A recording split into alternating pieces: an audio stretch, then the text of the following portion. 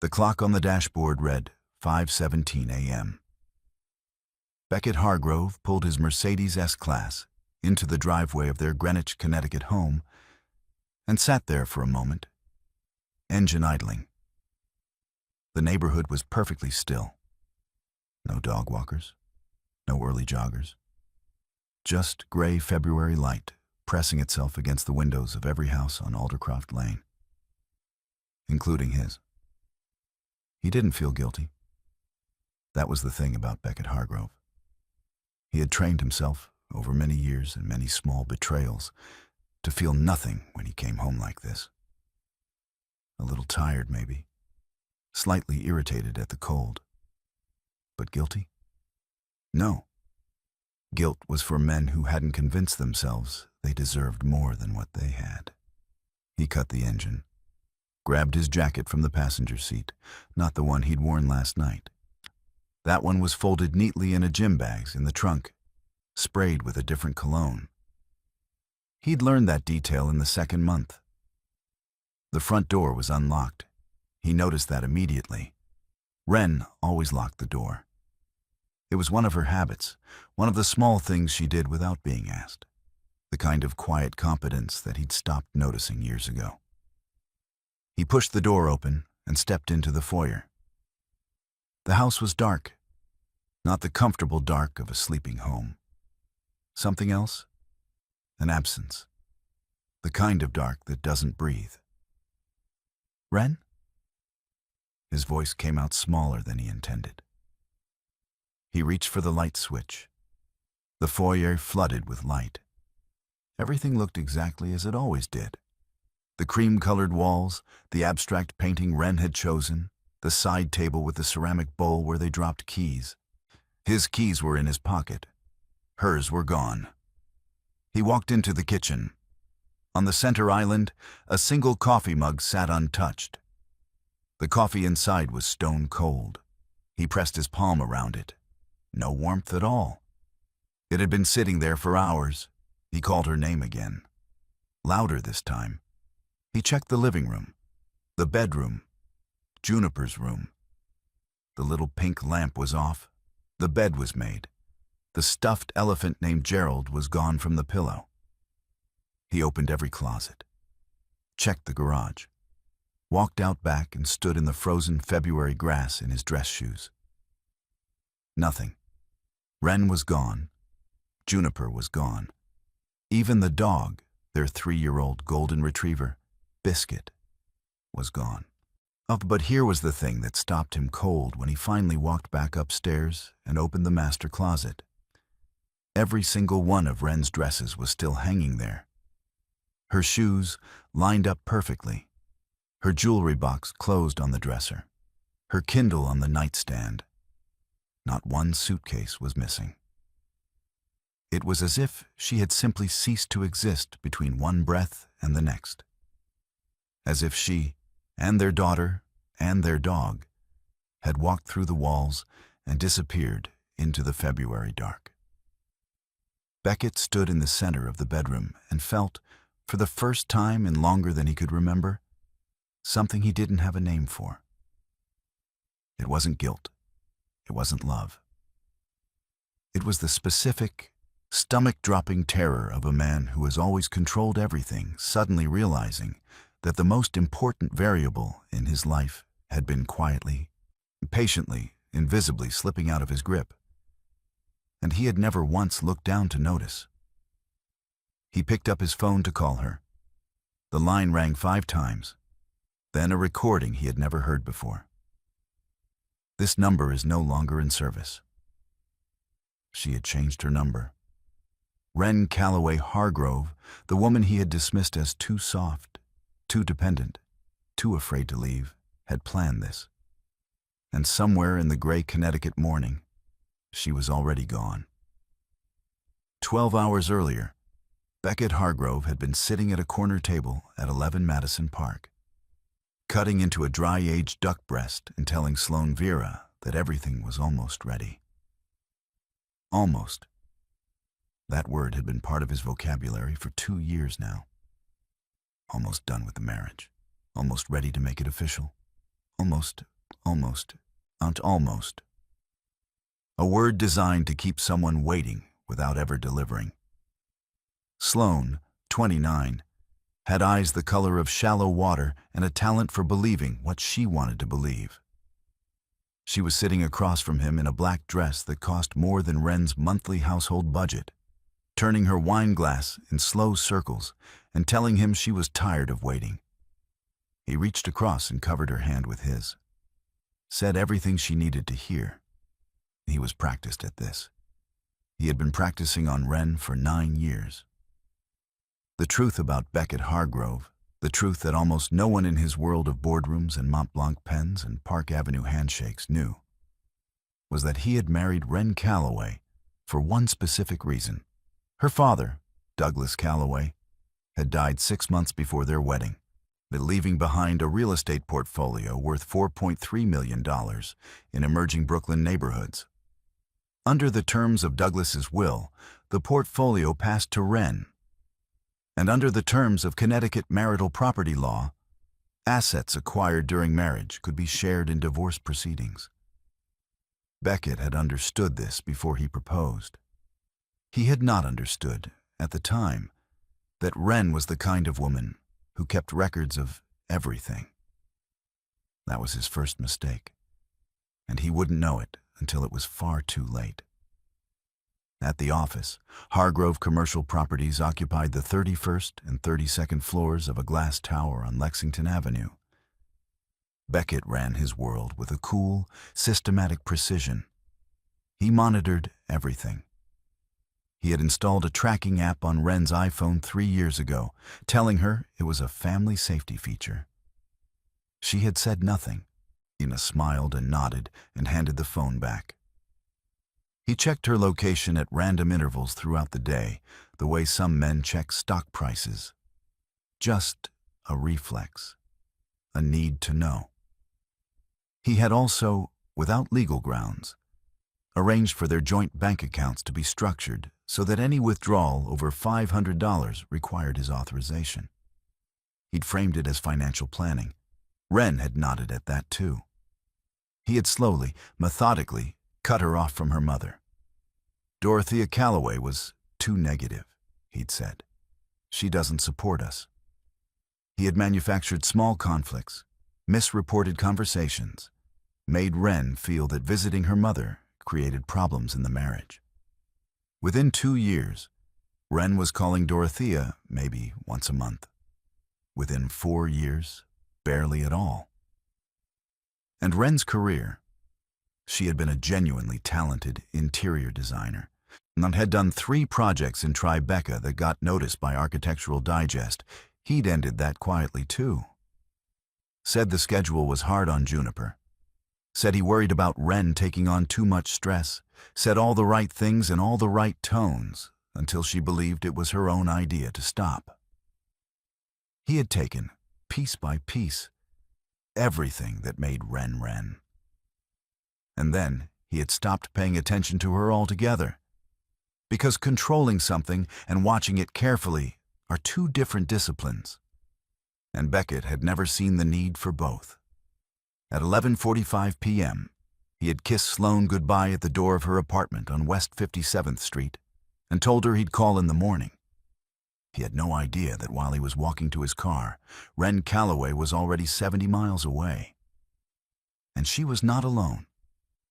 6 months before that February dawn, on a Tuesday in August that felt like the inside of a dryer, Wren Hargrove had been folding laundry in the master bedroom when Juniper came home from spending the day with her father.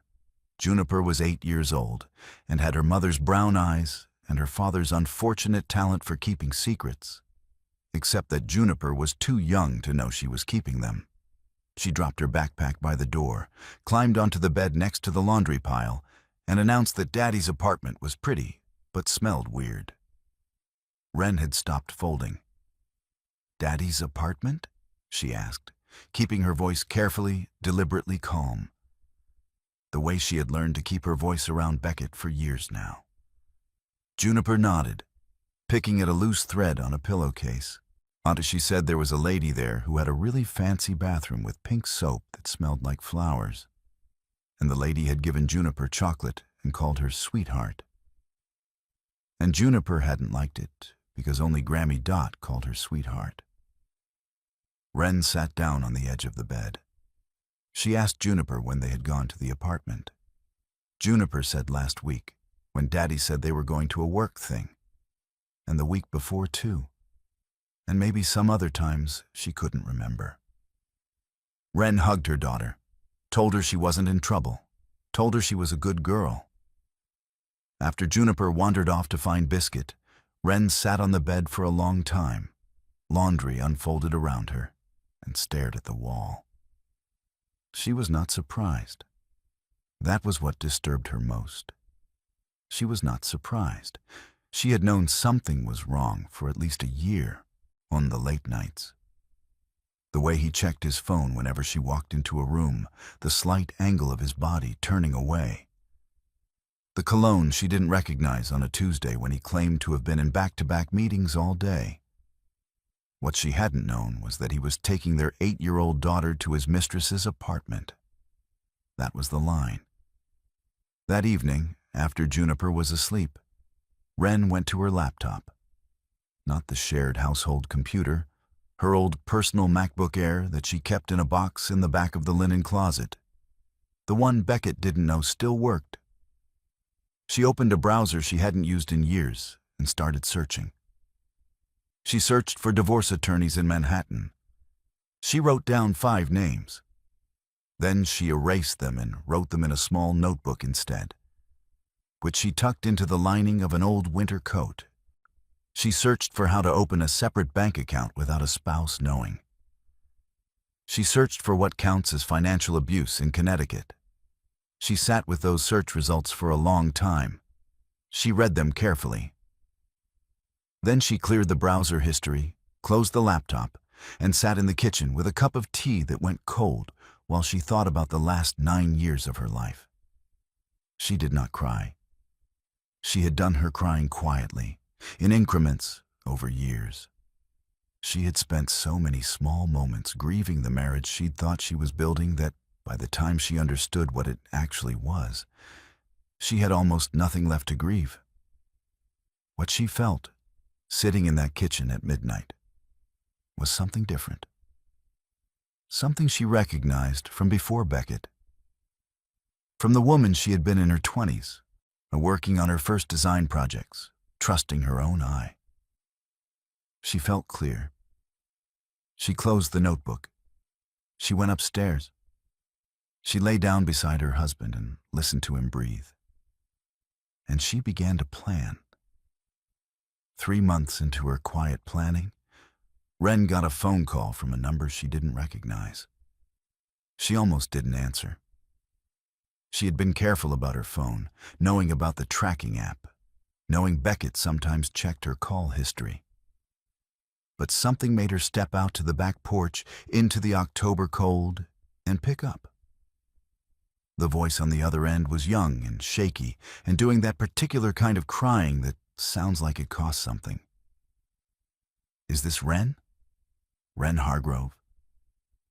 And when Wren said yes, the voice said, "My name is Sloan Vieira. I work at Meridian Legal Partners. I need to talk to you. It's about your husband." They met 3 days later at a coffee shop in Stamford, far enough from Greenwich that Wren felt reasonably safe. She wore sunglasses. She paid cash for her coffee. She had read enough by now to know the basics of not leaving a trail. Sloan Vieira arrived looking carefully disheveled, hair slightly undone, eyes red-rimmed, a Burberry coat that was too good for someone claiming to be desperate. She sat down across from Wren and launched immediately into a story about how Beckett had pursued her, manipulated her, made her believe he was leaving his wife.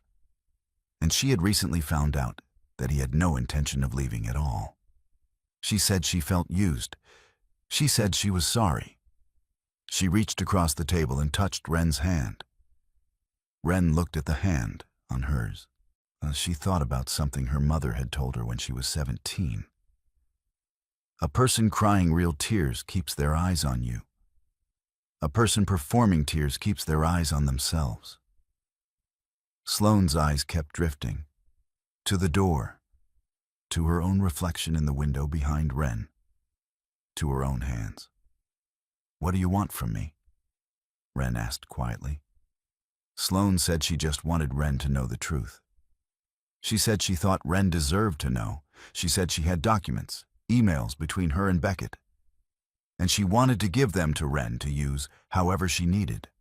Wren thanked her, said she would think about it, said she might be in touch. Driving home, she called her mother for the first time in 8 months. Dorothea Calloway picked up on the first ring, as if she had been sitting by the phone, which she probably had. Wren kept her voice level and told her about the meeting. Described Sloane carefully, the eyes, the coat, the timing. There was a short silence. Then Dorothea said, "Baby girl, that woman did not come to help you. She came to find out how much you know." Wren gripped the steering wheel. "She's testing you," Dorothea continued. "Beckett sent her, or she went on her own. Either way, she's on his side." "What did you tell her?"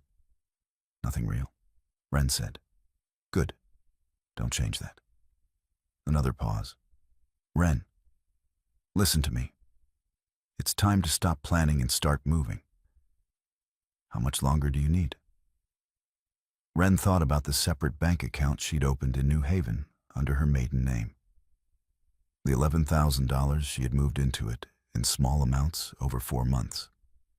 The attorney she had consulted twice in person, paying cash, using a reason to be in the city that had nothing to do with legal advice. 3 months, Wren said. "I'll be ready," Dorothea said. And then, lower. "I've been ready for 4 years, baby. I never stopped being ready."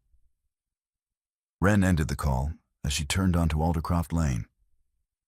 She pulled into the driveway, checked her face in the rear-view mirror, composed herself, and walked inside to make dinner. Beckett was home early. He kissed her cheek and asked how her day was. "Quiet," she said. "Just a quiet day." November came gray and mean to Greenwich, and with it, the moment Wren had feared most. She was in the kitchen on a Wednesday morning, Juniper at school, when her phone buzzed with an alert from the bank. She opened it with hands that had already learned not to shake. The alert was from their joint checking account, a notification she'd set up months ago and never mentioned to Beckett. The account had been restructured overnight. Effective immediately, any transfer over $200, down from the previous $500, required Beckett's digital authorization. There was also a secondary alert from their joint savings. Access had been restricted pending a security review that had no timeline attached. He had tightened the grip. Wren stood in the kitchen with her phone in her hand and understood what this meant. It wasn't a security review. It was a warning. Something had spooked him. Possibly Sloane had reported back. Possibly he'd noticed some small detail she'd missed. A receipt, a different route home, a question she hadn't asked in quite the right voice. She texted nothing, called no one. Went to her laptop and checked the separate New Haven account. Still intact, still $11,000. He didn't know about it. She was sure of that because she had never accessed it from any device that touched their home Wi-Fi network. But $11,000 was not enough. Not with an attorney, not with first and last month's rent, not with a child and a dog and a plan that needed more runway than 3 months ago she'd thought it would. She sat down and did the math again. Her budget was tighter than she'd built it to be. She would need to move faster. Then her phone rang. Not her iPhone. Beckett tracked that one. Her second phone, a prepaid she kept in the pocket of an old winter coat in the closet. The coat she never wore in front of him. Only 2 people had that number. It was Rafferty Oakes. She had found him through a research rabbit hole 6 weeks earlier. He was a litigation attorney, not specifically a divorce lawyer. but his record showed 17 consecutive wins in high-asset marital fraud cases. His office was in Midtown, 46th and Park. What made her trust him initially was something small. His firm's website had no photographs of yachts or charity galas, just clean text and a list of results. She had met him once, in person, at a Barnes & Noble on 46th Street, standing in the legal reference section like two strangers browsing. He had spoken quietly and directly, and had not once told her to relax. Now, on the prepaid, he said 4 words. He's moving the assets. Wren's blood went cold. Rafferty explained quickly. A contact of his, he didn't say who, not yet, had flagged a filing at the county clerk's office. Beckett had begun transferring shares of 3 Hargrove commercial subsidiary companies into a holding entity. The holding entity's registered agent was a law firm in Delaware. The law firm in Delaware had one other client of note. Sloan Vieira, Wren said. A brief silence. You already knew about her? I know enough. Wren stood up and walked to the window, watching the bare November trees. How long do I have? If he completes the transfers before you file, the asset pools shrink significantly. Legally, it becomes much harder to reclaim. He paused. Weeks, Wren. Maybe less. She pressed her forehead against the cold glass. 3 months had just become 3 weeks. Do what you need to do on your end, she said. I'll be ready. She hung up, looked out at the gray lawn, the bare trees, and the perfect quiet neighborhood that had been her cage for 9 years. Then she picked up the second phone again and called her mother. Dot, she said. We move at the end of January. Rafferty Oakes was not the kind of man who showed up in your life by accident. He was 48, with close-cropped silver hair and reading glasses he was always losing. And he had spent 22 years in litigation before a 2-year interruption that he never discussed in professional settings. If you looked him up, really looked, past the current firm's clean website and the string of recent wins, you would find a gap in his record.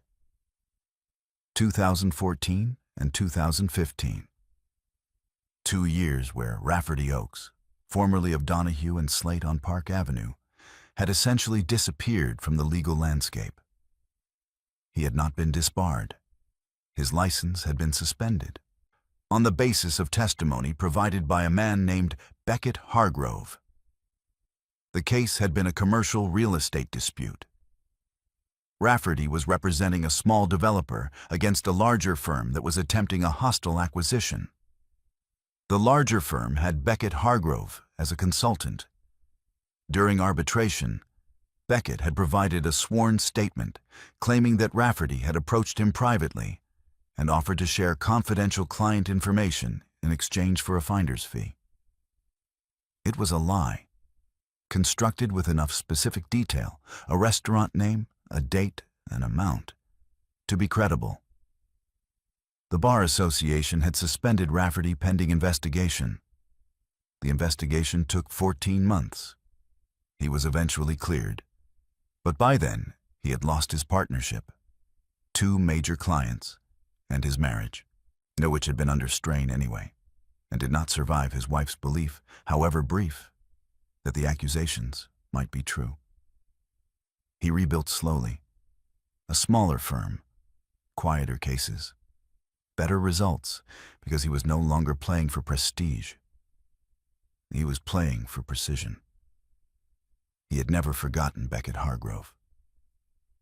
When Conrad Voss, Beckett's own business partner, had called Rafferty's office on a Tuesday in late September, Rafferty had listened to the whole pitch before saying a word. Conrad explained the situation calmly, the way accountants explain tax liabilities. Here is the problem. Here are the dimensions of it. Here is what I want in return. Conrad wanted the company. He had spent 14 months quietly building a case that Beckett had been commingling personal and corporate funds, making unauthorized distributions, and misrepresenting the company's value to outside investors. What he didn't have was a parallel civil case strong enough to distract and weaken Beckett, while Conrad's own legal maneuver ran its course. Wren Calloway Hargrove was that parallel case. Rafferty had been silent for a long moment after Conrad finished. Then he said, "The wife, what's she like?"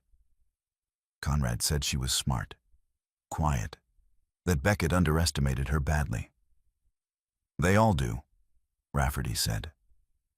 He had taken the case. He had his own reasons, and Conrad's usefulness was real, even if Conrad's motives were not entirely clean. In Rafferty's experience, the justice system was full of imperfect instruments being pointed at people who deserved pointing at. What mattered was the aim, not the hand holding the instrument. He had met Wren in that Barnes & Noble and known within 10 minutes that she had already done more preparation than most clients did in 3 months. She had a notebook. She had dates. She had a quiet, unemotional clarity about her situation that told him she had finished grieving and was now simply working. He had driven home that evening and sat in his apartment on the Upper West Side for a long time, thinking about things he hadn't thought about in years. He had poured 2 fingers of bourbon and not drunk it. He had looked at the city lights from his window. He told himself this was just a case, the right case, against the right person, at the right time. He told himself that several more times over the following weeks. With diminishing conviction, the file arrived on a Thursday afternoon in December. He sent to the email address Wren had created specifically for this. A Gmail account under a name that wasn't hers, accessed only from public Wi-Fi on a device Beckett had never seen. It was sent from an anonymous address. No subject line. 1 attachment. The attachment was a scanned document, 41 pages. Wren was sitting in the parking lot of a Starbucks in New Haven when she opened it, her old MacBook Air balanced on her knees, her coffee going cold in the cup holder. She read the first page twice before she understood what she was looking at. It was a transfer agreement, dated 4 months earlier, signed by both Beckett Hargrove and Sloan Vera. The agreement transferred partial ownership of 3 Hargrove commercial subsidiaries to a holding company called Vieira Asset Partners, LLC, registered in Delaware, was established 8 months ago. Sloan Vieira was the sole managing member. The transfer was structured as a consulting compensation arrangement, but the dollar value attached to it was not a consulting fee. It was $2.1 million in equity. Wren scrolled forward. Page 12 was a secondary document, a personal loan agreement between Beckett and Sloan. He had lent her $340,000 to capitalize the Delaware LLC. The loan had a repayment structure that, if followed, would result in Sloan effectively owning the assets outright within 18 months, with almost no financial risk to herself. Page 23 was what made Wren's hands go still on the keyboard. It was a memo, internal, between Beckett and what appeared to be a private attorney, not the firm's usual outside counsel. And the memo discussed the marital asset situation and recommended accelerating the equity transfer timeline before the anticipated filing date. The phrase anticipated filing date had a date attached to it. The date was 6 weeks away from the day she was reading the document. Beckett knew she was planning to file, or he suspected it strongly enough to plan around it. He had been accelerating the transfers not because of the business, because of her. She sat in that parking lot for a long time. A woman walked past with a stroller, talking on her phone. A teenager on a skateboard rattled by. The world continued its ordinary Thursday.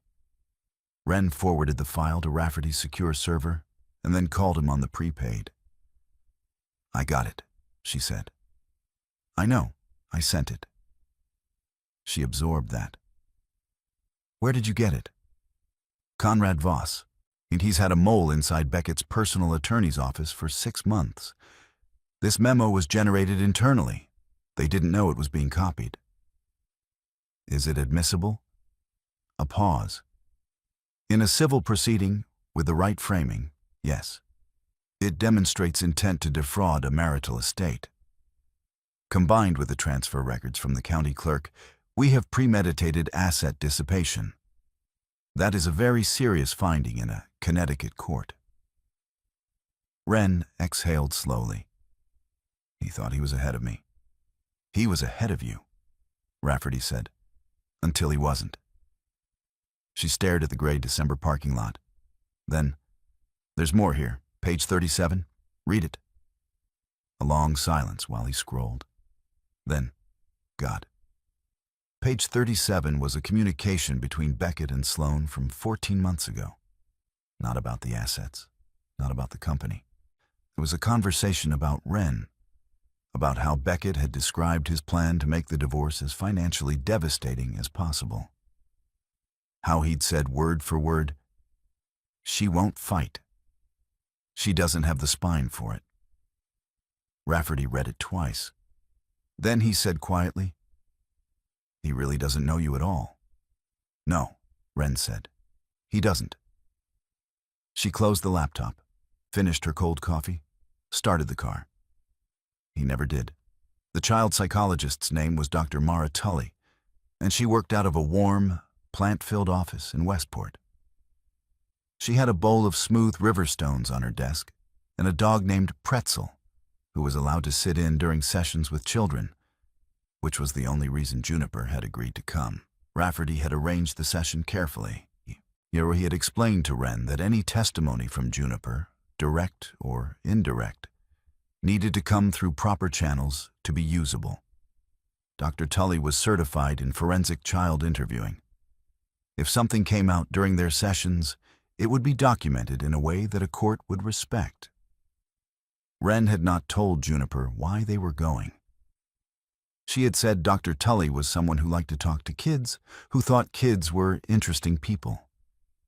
Juniper, who agreed with this assessment of herself, had accepted the explanation and spent most of the first session telling Dr. Tully about Biscuit and about a book she was reading about deep-sea creatures. In the third session, without prompting, Juniper began talking about her dad.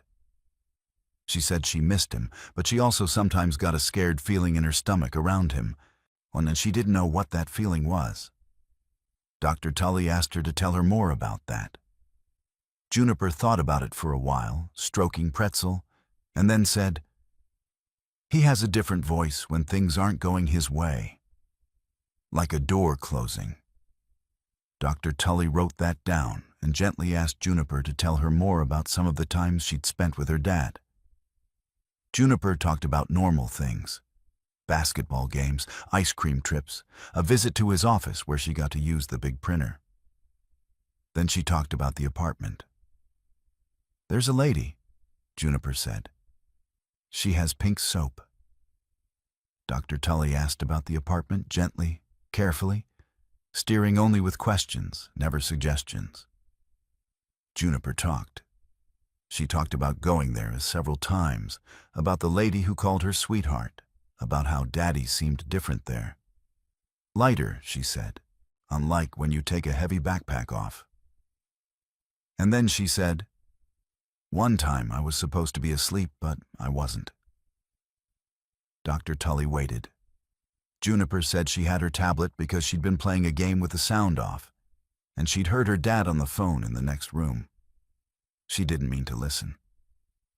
But she heard him say, and here Juniper paused, her brow furrowed with the effort of exact memory, the way children do when they know the words mattered.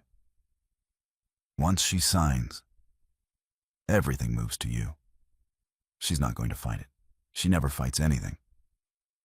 Then, Juniper said, her dad had laughed. She had written it in her tablet, in the Notes app, because she sometimes wrote down things that confused her and looked at them later. She showed the note to Dr. Tully. The note read, "Are in Juniper's careful third-grade handwriting. Once she signs, everything moves to you. She never fits anything." Daddy's voice sounded wrong. December 9th. December 9th was 11 days after the internal memo Wren had received. Rafferty, when Wren called him after the session, was quiet for a moment. Then he said, "She has a note in her own handwriting with a date. In a tablet that has metadata proving when the file was created. That's not testimony. That's documentation." He paused. Juniper just became the most important person in this case. Wren's throat tightened. She doesn't know that. She doesn't need to. All she did was write down something that confused her. He let that sit. "She's a remarkable kid, Wren." "I know," Wren said. "She gets it from her grandmother." The morning Rafferty filed the emergency motion in Stamford Superior Court, Beckett was in a breakfast meeting at the Four Seasons on 57th Street, eating smoked salmon and discussing a development deal in the Hudson Yards with two investors who had flown in from Dubai. His phone lit up. His personal attorney. He declined the call and smiled at the investors and kept talking. His phone lit up again. Same number. Then a text. "Call me now. Do not wait." He excused himself, stepped into the corridor, called back. His attorney, a man named Whitfield who charged $1,100 an hour and was usually unflappable, was not unflappable. He said the words, "emergency injunction," "asset freeze," and "marital fraud allegation" in a sequence that Beckett had to ask him to repeat. The motion, filed at 9:02 that morning under Wren Calloway Hargrove versus Beckett J. Hargrove, had three components. First, an emergency freeze on all Hargrove commercial subsidiaries pending a marital asset review. Second, a formal fraud allegation citing the transfer of equity to Vera Asset Partners as a deliberate attempt to dissipate marital assets prior to divorce. Third, a request for the immediate disclosure of all financial records from the previous 24 months, including records related to the Delaware Holding Company. The filing included exhibits, 12 of them. Among the exhibits, the scanned 41-page transfer document under the internal memo referencing the anticipated filing date. A forensic accounting report prepared by a firm Rafferty had engaged 6 weeks earlier, showing a pattern of unusual transactions beginning precisely when Beckett and Sloan had begun meeting privately, and a sworn declaration from Dr. Mara Tully describing her sessions with Juniper, including the dated note in the tablet. The exhibit that made Whitfield's voice go thin was the last one. It was a photograph of Beckett, taken from across the street through a telephoto lens, dated November 18th. He was entering the building on West 57th Street. Sloan Vera was visible through the lobby glass, waiting for him. A second photograph, same date, showed them leaving together at 11:48 p.m. The photographer's name was nowhere in the filing, but the timestamps were notarized. "She was surveilling me," Beckett said, his voice strange and flat in the hotel corridor. "It would appear so," Whitfield said. "Or someone was doing it on her behalf." "Beckett, I need to ask you something directly. The Delaware LLC, how much of that did you document as compensation versus equity transfer?" Silence. Beckett. "I need to think," he said. "You need to stop thinking and start talking to me. The asset freeze motion has an emergency hearing in 4 days. If the judge grants it, and given these exhibits, she very likely will, every Hargrove commercial transaction stops cold. That includes the Hudson Yards deal." Beckett looked down the corridor at the restaurant, where his investors were refilling their coffee cups and probably wondering where he'd gone. 9 years. He had spent 9 years managing Wren Calloway like a variable he could control, a problem he could solve on his own timeline, a soft voice he never needed to take seriously. And she had done this, quietly. Without his knowledge, without his authorization, without his permission. He felt something he had not felt since he was a very young man, standing in a courtroom watching a verdict go the wrong way for the first time in his life. He felt genuinely afraid. He walked back into the restaurant, sat down, and said to his investors, "Gentlemen, I'm going to need to reschedule." Conrad Voss appeared at the courthouse on the morning of the emergency hearing in a charcoal overcoat and Italian shoes, and no one in that corridor, not the clerks, not the attorneys, and not the reporters who had picked up the story through the courthouse wire, would have guessed from his composed expression that he was there to destroy the man he had called his closest friend for 11 years. Beckett saw him first. He was standing at the end of the corridor with Whitfield, reviewing last-minute notes, when Conrad walked through the glass doors. For a moment, Beckett assumed he had come to support him. Conrad always appeared in moments of difficulty, solid and predictable as a stone wall. He raised a hand. Conrad looked at him, nodded once, and walked to the other side of the corridor, where Rafferty Oakes was standing with Wren. The air between Beckett and Whitfield changed immediately. "Who is that man?" Whitfield asked quietly. "My partner," Beckett said. The word came out like something he was trying to identify. And then inside the hearing room, Conrad took the stand as a voluntary witness for the petitioner. He spoke for 40 minutes. His voice was calm, organized, and completely devastating. He described 14 months of documented financial misconduct inside Hargrove Commercial. He described 4 board meetings in which Beckett had misrepresented the company's valuation to outside investors. He described the origination of Vera Asset Partners and Beckett's role in capitalizing it, referencing internal communications, recorded, he noted, with the knowledge of his own attorneys, with the company's financial interests in mind. He was meticulous. He cited dates, dollar amounts, specific wire transfer records.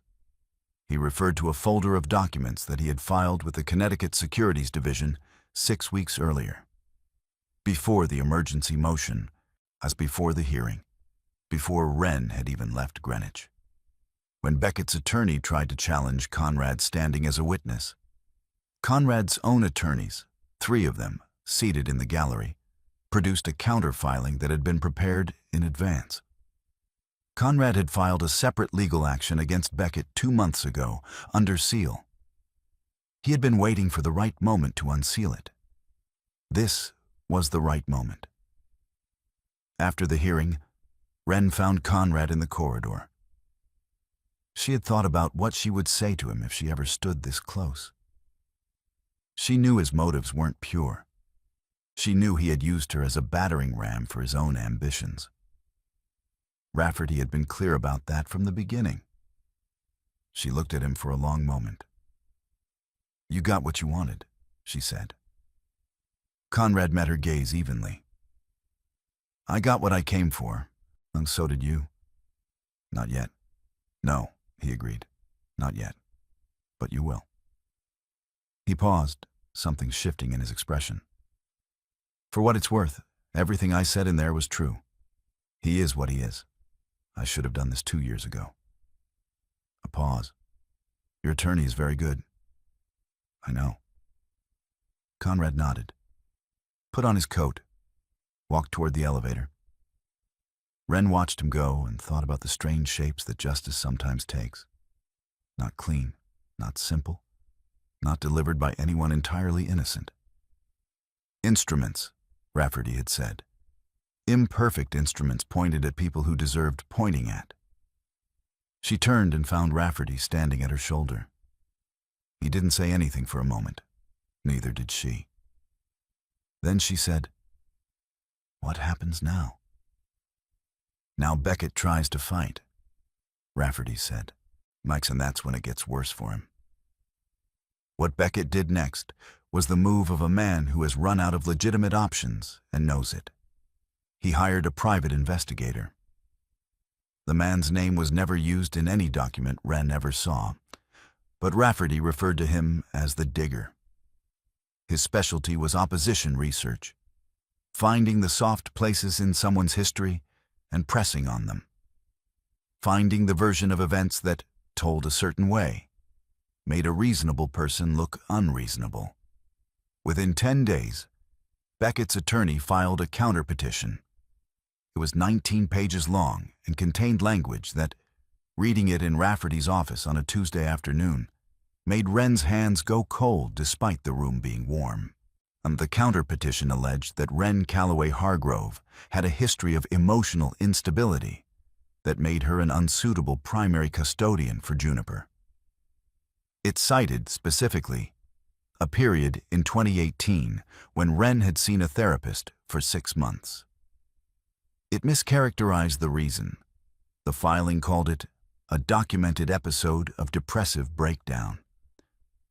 The actual reason she had gone to therapy in 2018 was that she was beginning to understand she was in a controlling marriage and needed help sorting through it. Her therapist had diagnosed her with nothing except good judgment. The filing also cited a phone call from 2020 in which Wren had raised her voice at Beckett during an argument. Cited, as in submitted as an exhibit. He had recorded it without her knowledge.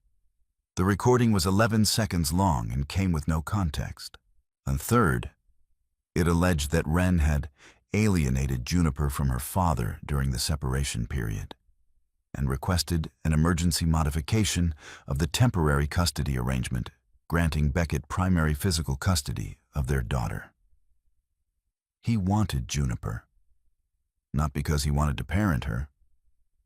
Rafferty said it in a flat, factual voice because he understood how these things worked. He wants leverage. If he has Juniper, he has the negotiation.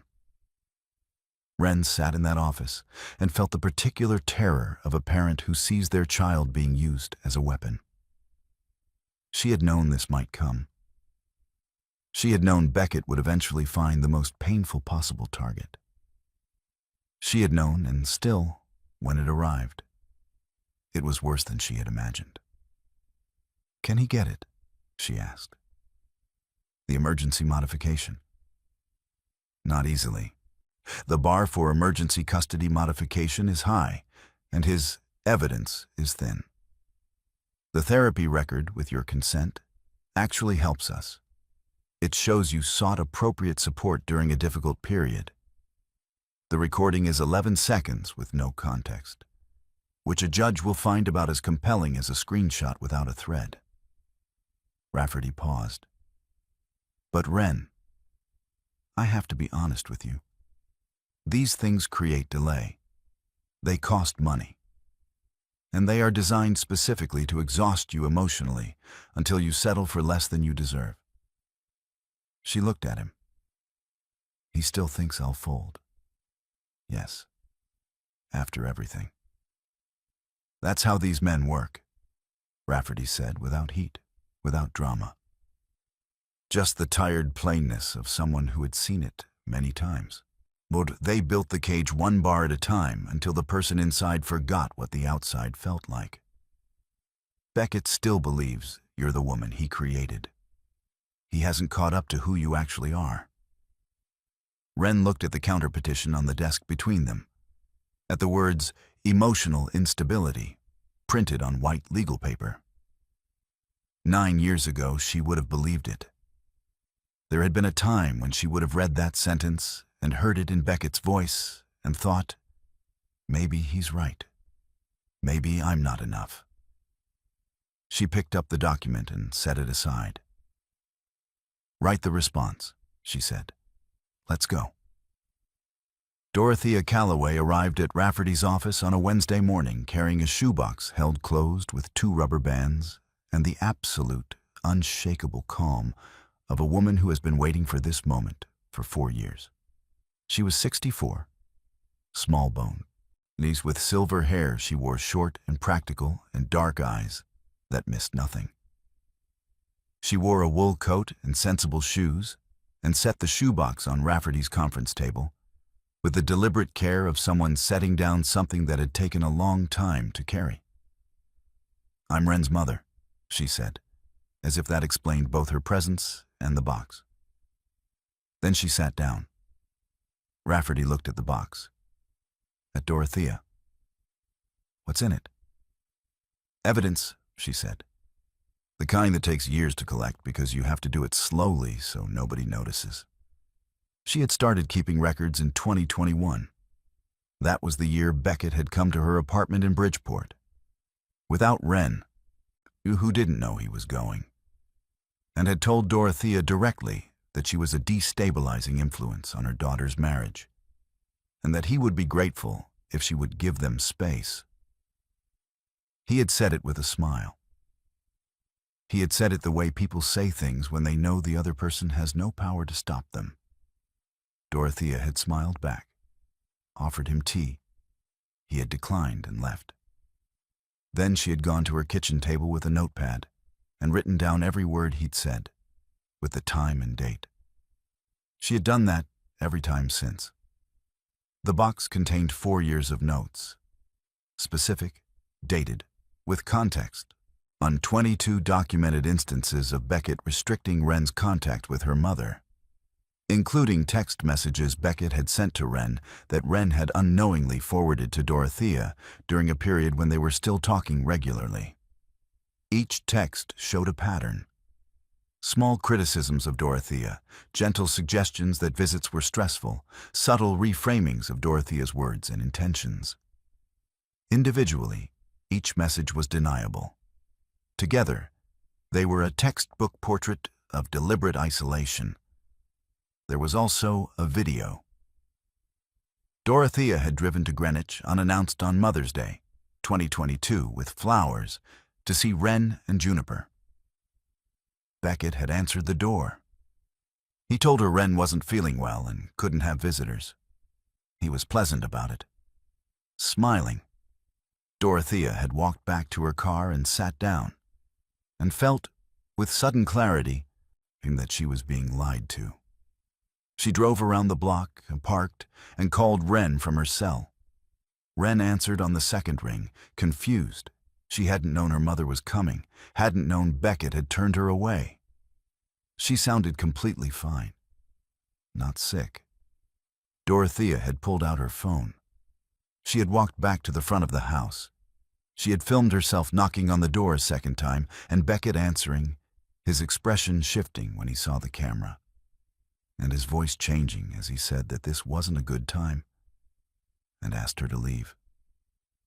3 minutes and 40 seconds of video, time-stamped, showing a man who had just told her wife was sick, looking entirely unsurprised to find that wife standing behind him in the hallway, perfectly healthy, staring. Rafferty watched the video twice. Then he looked at Dorothea. "This establishes a pattern of isolation," he said. "If we can show the court that Beckett systematically removed Wren from her primary support network as part of a broader pattern of control." "That's exactly what he did," Dorothea said simply. She looked at Wren, who was sitting beside her at the table, and had not said a word since Dorothea opened the box. "I knew," Dorothea said quietly. "I've known for a long time, baby girl. I was just waiting until you were ready to know too." Wren reached over and took her mother's hand. Neither of them said anything else. They didn't need to. The trial lasted 4 days. Stamford Superior Court, Family Division, Judge Celeste Ibarra presiding. A woman known for running an efficient courtroom and having a low tolerance for anything that wasted her time. The gallery was quiet. There were no dramatic outbursts, no television-style moments of shouting. What happened in that courtroom was quieter and more devastating than noise. Rafferty went first, as the petitioner's attorney, and he was methodical in the way of someone who has been preparing this case in his mind for a very long time. He laid the financial picture piece by piece, the subsidiary transfers, the Delaware LLC, the forensic accounting findings, the internal memo. Each exhibit followed the next, with the clean inevitability of a structure being assembled. And by the time he was finished, the room had a different temperature. Whitfield, for Beckett, challenged the authenticity of the memo. Rafferty produced the chain of custody. Whitfield challenged the forensic accounting methodology. So Rafferty produced the credentials of the accounting firm and a second independent assessment that confirmed the first. Then Conrad Voss took the stand. He was, as he had been at the emergency hearing, precise and composed and completely destructive. He had brought with him a series of audio recordings from board meetings, legal in Connecticut, which is a one-party consent state, in which Beckett discussed the asset transfers in terms that left no ambiguity about his intent.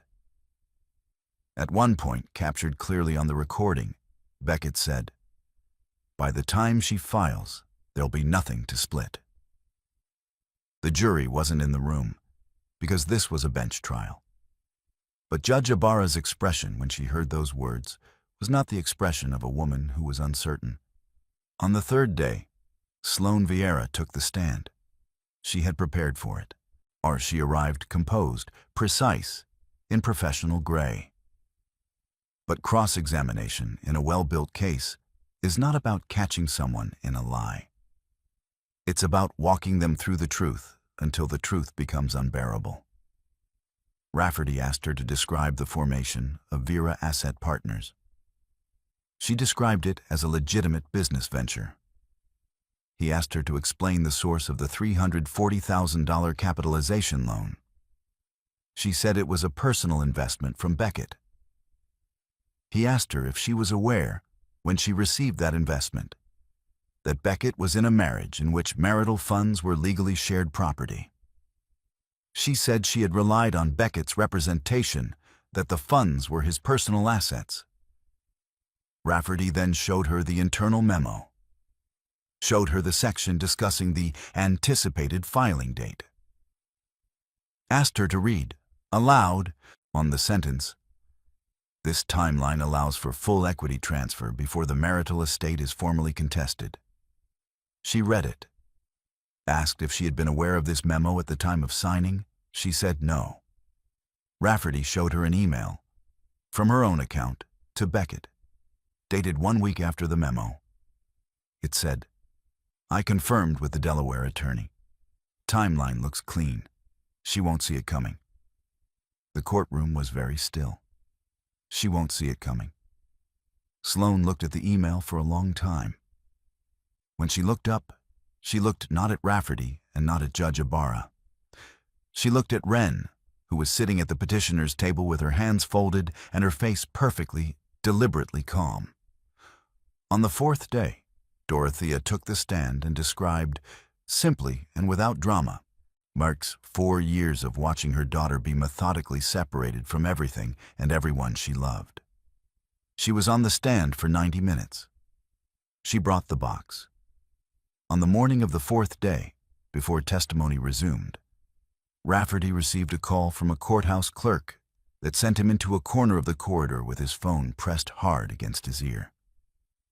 When he came back to Wren, his expression was different. Not rattled, Rafferty Oaks did not rattle, but altered in a way that made her stand up straighter. "There's a development," he said. "The financial disclosure order from day one. Beckett's attorneys filed the required property inventory. All real estate holdings were listed. But the court-appointed forensic accountant ran the addresses against the city registry this morning." He paused. "Or there's a property missing from the disclosure. An apartment in Tribeca, 3C at a building on Franklin Street, registered to a Delaware entity called Crestbourne Holdings. Crestbourne Holdings had one managing member listed in its state registration, Beckett James Hargrove. The apartment had been purchased 7 years ago, 2 years into the marriage. Judge Ibarra called a recess. She reconvened 4 hours later, clearly having spent those hours being briefed. When court resumed, Beckett's failure to disclose the Tribeca property was formally entered as a material discovery violation. Whitfield sat next to his client with an expression that suggested he had not known about the apartment either, and that this had made his afternoon considerably worse. And then the contents of the apartment were described in the forensic accountant's supplemental filing because a court officer had been dispatched to inventory it during the recess. The apartment was furnished, not lavishly, but specifically. A home office, a filing cabinet, and in that filing cabinet, physical copies of documents that Beckett had not stored at the office and had not kept at the Greenwich house. Among them, the original signed copies of every subsidiary transfer document, predating the versions in Rafferty's exhibit file by 3 weeks, meaning Beckett had signed them earlier than he had disclosed, and the timing accelerated the fraud charge significantly. And one more document that the forensic accountant's supplemental filing described in clinical terms that nonetheless landed in the courtroom like something falling from a great height. It was a prenuptial agreement. Not the prenuptial agreement that had been disclosed at the start of proceedings, the one both parties acknowledged signing. A second one. Different terms. Terms that, if enforced, would have waived Wren's right to any marital asset share entirely, on the grounds of a clause buried on page 14, stating that any property originating from Douglas Calloway's estate was excluded from marital consideration and transferred back to the husband's corporation in the event of divorce. Wren had not signed this document. Her signature was on it, but she had not signed it. Rafferty requested an emergency handwriting analysis. The court granted it. By late afternoon, a forensic documents examiner had confirmed what Rafferty had suspected from the moment the filing described the page count. The signature on the second prenuptial agreement did not match the verified samples of Wren's signature on record. It was a forgery. The room, which had been controlled and quiet for 3 days, finally made a sound. A collective exhale, half the gallery, a sound like a wave receding. Judge Ibarra looked at Beckett Hargrove over her reading glasses for a long, specific moment. He was sitting very still. The same stillness he had used for years to project authority, to make rooms feel like he owned them. But it looked different now, not like confidence. Like a man who has been running a long time and has finally, completely, run out of ground. "Mr. Whitfield," Judge Ibarra said, "I will expect your client to remain available for further proceedings. Do I make myself clear?" Whitfield said, "Yes, Your Honor." Judge Celeste Ibarra delivered her ruling on a Thursday morning in late April, when the trees outside the courthouse were finally coming back into leaf, and the air smelled like something new trying to begin. The courtroom was quiet when she read. Wren sat straight, her hands in her lap, Rafferty beside her. The financial findings first. Judge Ibarra found that Beckett Hargrove had engaged in deliberate, premeditated dissipation of marital assets through the transfer of equity to Vera Asset Partners. She found that the transfers had been structured specifically to reduce the marital estate prior to anticipated divorce proceedings. She cited the internal memo, Conrad's testimony, and the timeline established by the undisclosed Tribeca property records. She awarded Wren 62% of the total marital estate. This included the Greenwich house, which Beckett could buy out at fair market value or be required to sell. The value of the transferred equity was clawed back into the marital pool, pending the civil fraud proceedings. The Brooklyn real estate portfolio originating from Douglas Calloway's estate was declared fully Wren's, outside any marital claim. Given the established pattern of fraud that invalidated Beckett's argument otherwise. Total awarded value, approximately $4.8 million. On the custody question, Judge Ibarra denied Beckett's emergency modification request. So she cited the counterpetition's characterization of Wren's therapy history as misleading and in poor faith. She found that the evidence overwhelmingly demonstrated that Beckett had worked systematically to isolate Juniper's primary caretaker from support networks, and that this pattern reflected poorly on his suitability as a primary custodian.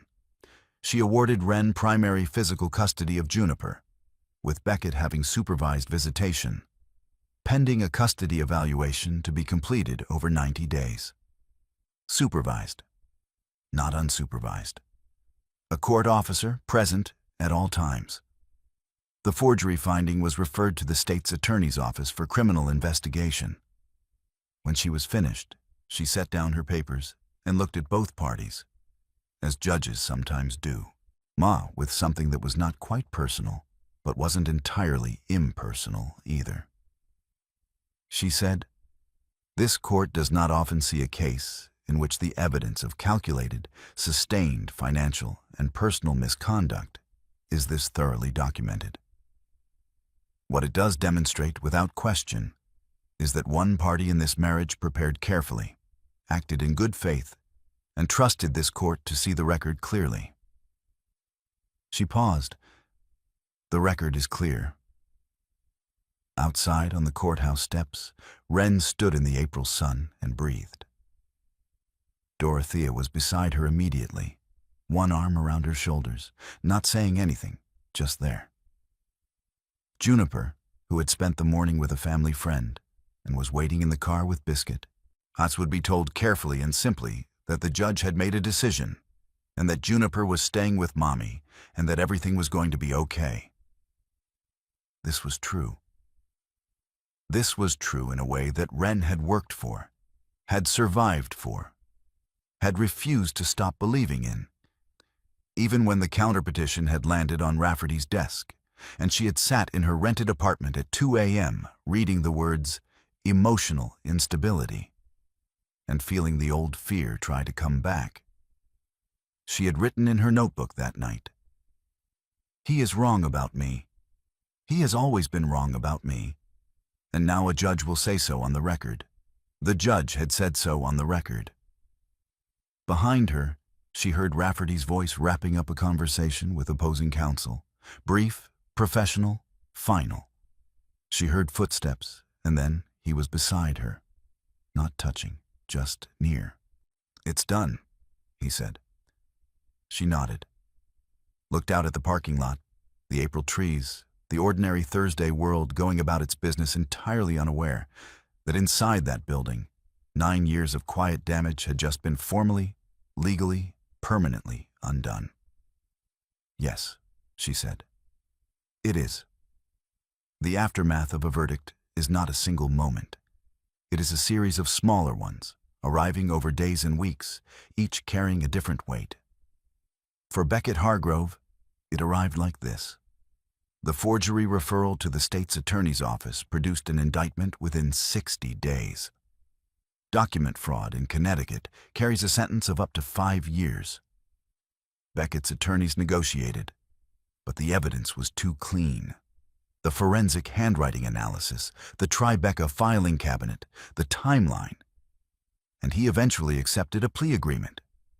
18 months, suspended to 12 with good behavior, plus 3 years of supervised probation, and a $250,000 fine.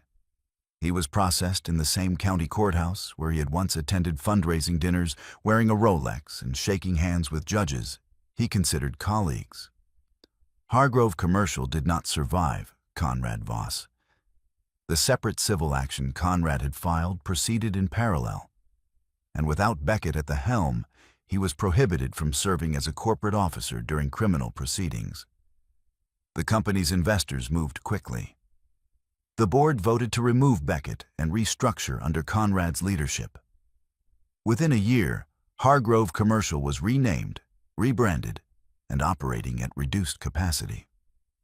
The Hudson Yards deal fell apart. 3 of the investors Beckett had entertained at the Four Seasons quietly withdrew. Our Sloan Vieira was charged as a co-conspirator in the civil fraud case. She settled out of court, surrendering the Delaware LLC assets and paying restitution. The specific amount was sealed. She left New York. Rafferty heard some months later through channels that she was somewhere in Florida. He did not pass the information along to Wren, who had not asked. Whitfield, who had genuinely not known about the second prenuptial agreement, resigned from Beckett's representation and released a statement that satisfied no one, but made clear he had not participated in the forgery. He was not charged. For Juniper, things moved more slowly and more carefully. The 90-day custody evaluation found no concerns about Wren's parenting, and several concerns about Beckett's pattern of prioritizing his agenda over his daughter's emotional needs. A supervised visitation was made permanent for the first year, with a review at 18 months. Juniper, who was resilient in the specific way that children are when they are loved consistently by at least one parent, adjusted. She had her room at Dorothea's house and her room at the new apartment. She had Biscuit. She had Gerald, the stuffed elephant. She still wrote things down in her tablet when they confused her. Dr. Tully had told her that was a good habit. For Dorothea Calloway, the aftermath was the simplest. She simply got her daughter back. They had dinner together twice a week. They talked on the phone every morning. Dorothea came to Brooklyn sometimes and walked around the neighborhood with Wren pointing out buildings, explaining the bones of them. The way Wren used to do before she had stopped believing her own eye. "That one," Wren said one afternoon, stopping in front of an old warehouse on a side street in Dumbo. Red brick, arched windows, a for-lease sign that had been up for a while. "That one has good bones." "You going to do something about it?" Dorothea asked. Wren stood in front of the building for a long moment, hands in her coat pockets.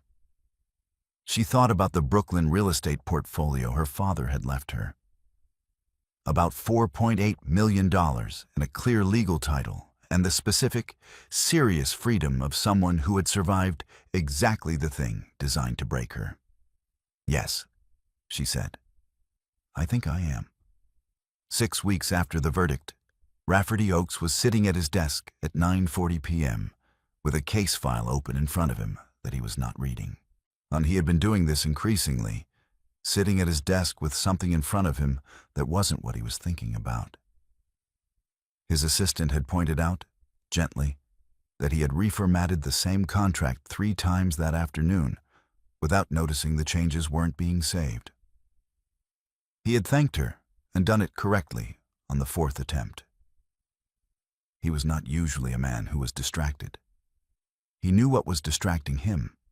He had known for weeks, possibly longer, possibly from that first afternoon in the Barnes & Noble on 46th Street, when he'd watched a woman with careful eyes and a small notebook describe her situation without a single note of self-pity. And he'd thought, involuntarily, there she is, as if he'd been looking, without knowing he was looking. He'd told himself all the right things. She was a client, had been a client, and technically concluded now, but still. She had just emerged from 9 years of a marriage designed to undermine her judgment about everything, including people.